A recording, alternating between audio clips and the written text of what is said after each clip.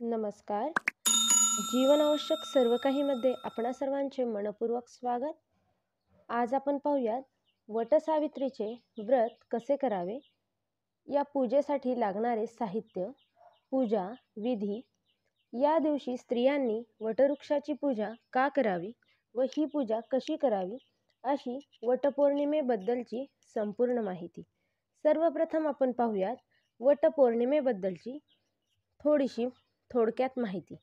हिंदू पंचांगानुसार ज्येष्ठ महिन्यामध्ये येणाऱ्या पौर्णिमेला वटपौर्णिमा असे म्हणतात.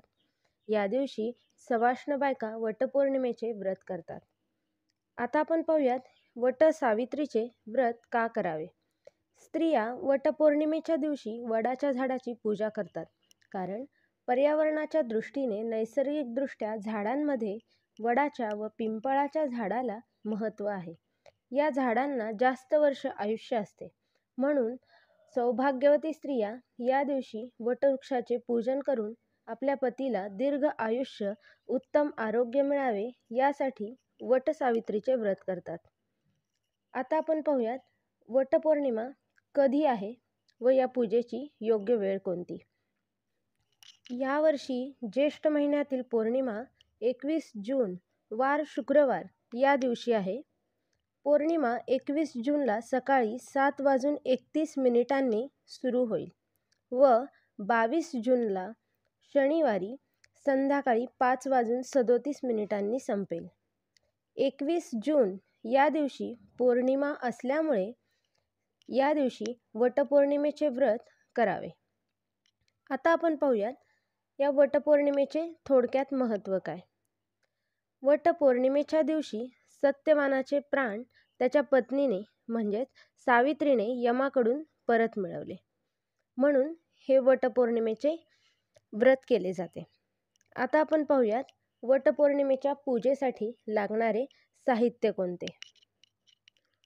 हळद, कुंकू, वस्त्रमाळा, पाण्याचा गडवा, दिवा, फुलवात, कापूर, फुले, सुपारी, हळकुंड, खारीक, पैशाचे नाणे, खोबरं, आंबा, दोरा, गूळ, खोबरं याचा नैवेद्य आणि सुवासिनींच्या ओट्या भरण्यासाठी गहू आणि 5 आंबे.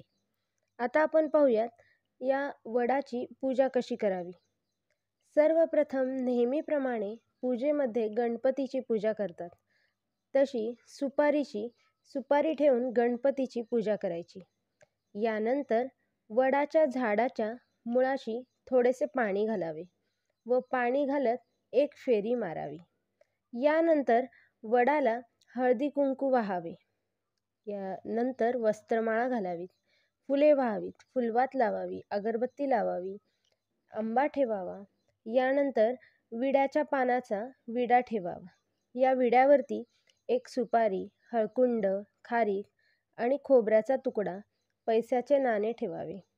यानंतर सौभाग्य अलंकार म्हणून काही जणी करंडा किंवा हिरव्या बांगड्याही ठेवतात.